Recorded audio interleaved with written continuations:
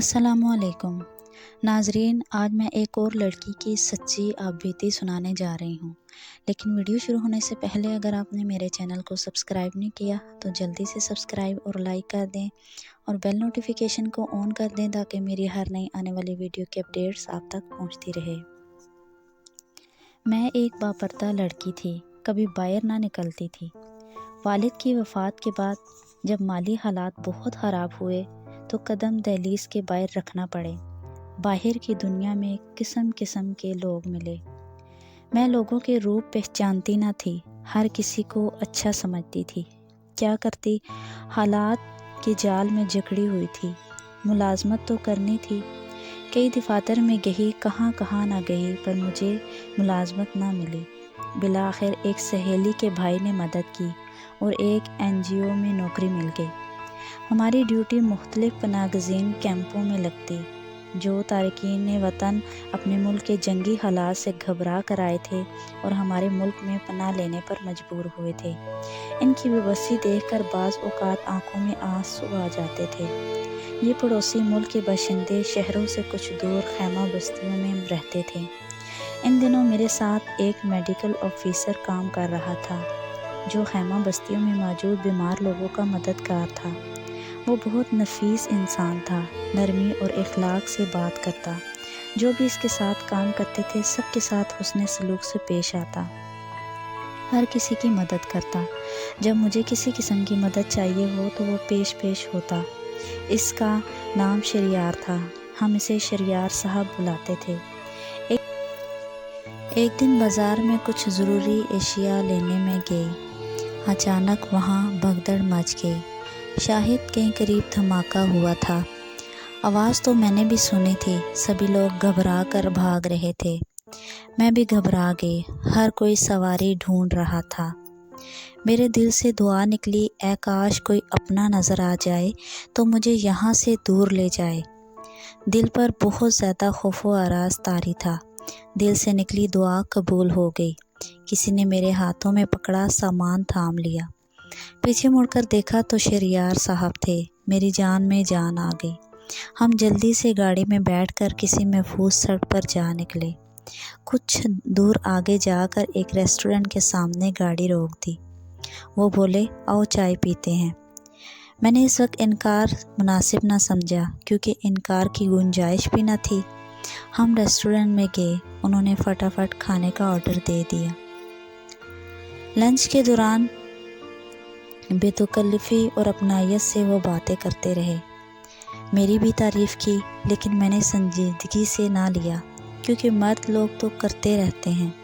یوں بھی میں اچھی شکل و صورت کی مالک تھی۔ اب اجنبیت اپنائیت میں تبدیل ہو چکی تھی۔ ڈیوٹی کے دوران اکثر مجھے وہ ساتھ کھانے کا کہتے تو میں مان جاتی۔ شاید زندگی کے بے رنگی اور انتھک محنت سے گھبرا گئی تھی۔ اب تو زیست کی تپتپی دھوپ میں شریار کا ساتھ ایک سایہ دار شجر کی طرح لگنے لگا۔ ملازمت اب مشقت نہیں لگتی تھی۔ اب وقت کا پتہ نہ چلتا تھا کہ ان کے ساتھ گزر جاتا۔ 1 سال گزر گیا، مجھے پتہ ہی نہ چلا کہ اچانک شریار صاحب کی ڈیوٹی کسی دوسرے شہر کیمپ میں لگ گئی۔ جب وہ گئے مجھے بہت کمی سی محسوس ہونے لگی۔ ان کے بغیر ایک پل بھی گزارا کرنا مشکل ہو گیا تھا، لیکن مجھے یقین تھا کہ وہ ضرور آئیں گے۔ 2 مہینے بعد جب وہ آئے تو انہوں نے بتایا کہ وہ بھی میرے بغیر خود کو ادھورا خیال کرتے ہیں اور اسے بھی تنہائی عذاب لگتی تھی۔ اس نے مجھے اچانک شادی کی پیشکش کر دی کہ اب دونوں نکاح کر لیتے ہیں، گھر والوں کو کچھ دیر بعد بتائیں گے۔ میرے بھی گھر کی کچھ مجبوریاں ہیں، بہنوں کی شادیاں مجھ پر سونپ دی گئی ہیں۔ میں بہت خوش ہوئی۔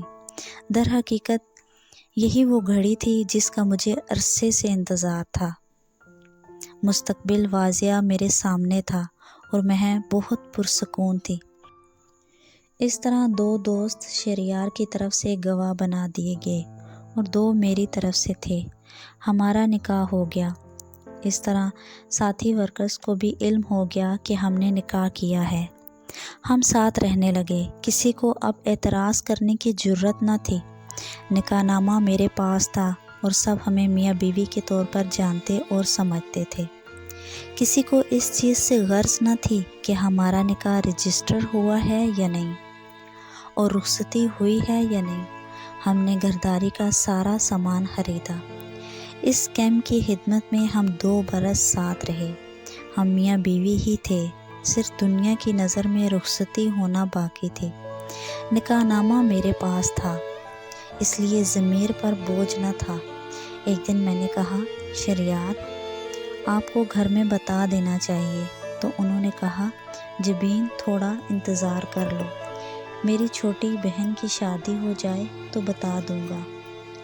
اس کی ترقی بھی ہو گئی تھی، اب حالات ہمارے لیے پوری طرح سازگار ہونے والے تھے۔ انہی دنوں میں نے محسوس کیا کہ اب رخصتی ہو جانی چاہیے۔ میں نے اعتماد میں لے کر شہریار سے بات کی تو انہوں نے کہا، تھوڑے دن اور صبر کرو۔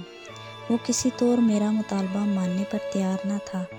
تب میں نے ضد میں آ کر کہہ دیا کہ میں یہ نکاح نامہ اپنے اور آپ کے گھر والوں کو دکھاؤں گی، آپ کو زحمت کرنے کی ضرورت نہیں۔ تو وہ بولے، ایسا کرو گی تو خود مشکل میں پڑ جاؤ گی، میں اس کے بعد کسی معاملے کا ذمہ دار نہ ہوں گا۔ میں تم سے باقاعدہ شادی کا اعلان بہت جلد کروں گا۔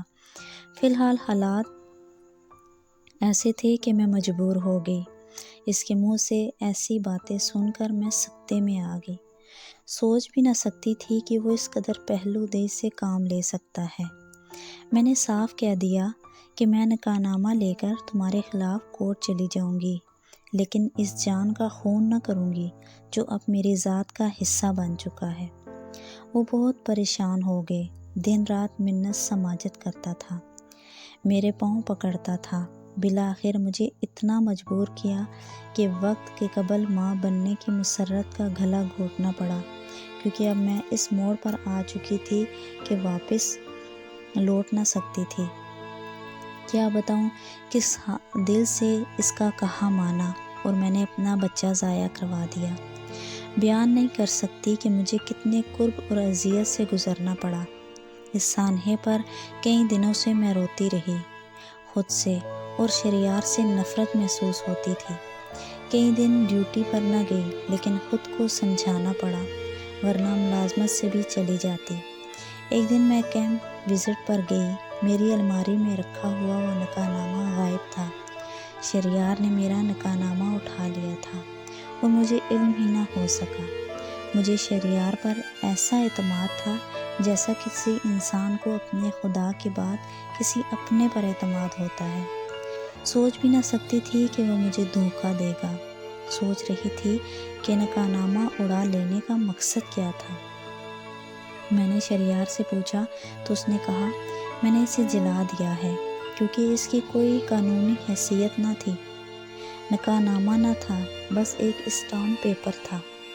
ہم دوبارہ نکاح اپنے بزرگوں کے روبرو کریں گے 1-2 ماہ بعد۔ اس نے کہا، میں اسی سلسلے میں گاؤں جا رہا ہوں، ماں باپ کو بتانے کے لیے، واپس آ کر تمہیں خوشخبری سناؤں گا۔ وہ ملازمت بھی چھوڑ گیا تھا، وہ بات میں مجھے معلوم ہوا۔ اس کے ایک دوست سے گاؤں کا پتہ معلوم ہوا، وہاں گئی تو پتہ چلا کہ اس کی تو شادی ہوئی ہے اور ایک عدد بچہ بھی ہے۔ وہ اپنی فیملی کو لے کر بیرون ملک چلا گیا تھا۔ وہاں سے مرے قدموں واپس آ گئی۔ ایک نکاح کا ثبوت تھا، وہ بھی شہریار نے جلا دیا تھا، اور میں نے بھی نوکری کو خیرآباد کیا اور گھر واپس آ گئی۔ گھر والوں کو کچھ نہ بتایا، کئی دنوں سے غمزدہ رہی۔ سوچتی ہوں کاش کہ وہ مجھے مل جائے تو اس کے گریبان پکڑ کر تھپڑوں کی بارش برسا دوں۔ جس کے نزدیک ایک عورت کی کوئی قدر و قیمت نہ تھی۔ آج سمجھ میں آیا کہ نکاح کو خفیہ رکھنے سے کیوں منع کیا گیا ہے۔ یہ وہ مقدس بندھن ہے جس کا باقاعدہ اعلان ضروری ہے، اور ولیمہ بھی اسی لیے کیا جاتا ہے کہ عزیز و اقارب سارے معاشرے کو علم ہو جائے کہ ایک شخص نے کسی عورت کو زوجیت میں لیا ہے اور وہ اس بندھن کو نبھانے کا پابند اور جواب دہ ہے۔ جو لڑکیاں سمجھتی ہیں کہ خفیہ نکاح سے شادی ہو جاتی ہے، وہ حقیقی زندگی کے موڑ کو نہیں سمجھتی۔ ایسے خفیہ نکاح کرنے والے کسی بھی وقت عورت کو دھوکہ دے کر بھاگ جاتے ہیں۔ ان کو پکڑنے کے لیے کورٹ بھی ثبوت مانگتی ہے، اور آج میں کس حال میں ہوں۔ کسی ایسے شخص سے خفیہ نکاح مت کریں جو نہ آپ کے اور نہ اپنے ماں باپ سے رشتے کی بات نہ کر سکے۔ ایسے حضرات بزدل اور دھوکے باز ہوتے ہیں۔